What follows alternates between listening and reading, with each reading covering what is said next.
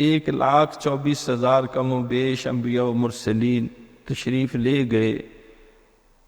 آخری نبی امام الانبیاء جناب محمد رسول اللہ صلی اللہ علیہ وسلم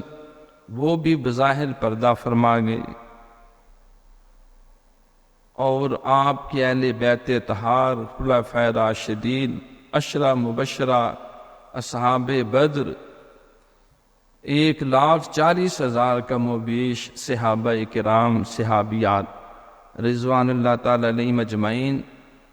وہ بھی اس دنیا سے پردہ کر گئے۔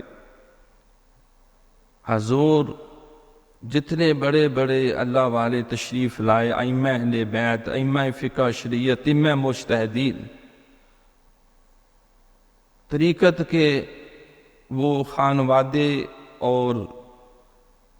طریقت کے وہ بانیان ہوں، یا فقہ کے یا حدیث کے یا مفسرین، وہ تو دنیا میں نہیں ہیں۔ تو اب ان کے ساتھ کیسے رہیں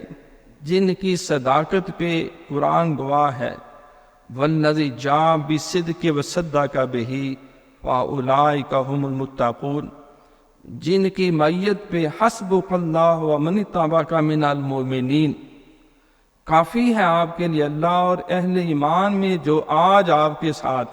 شریک سفر ہوا ہے، اس دین متین کی خدمت کے لیے وہ بھی کافی ہے۔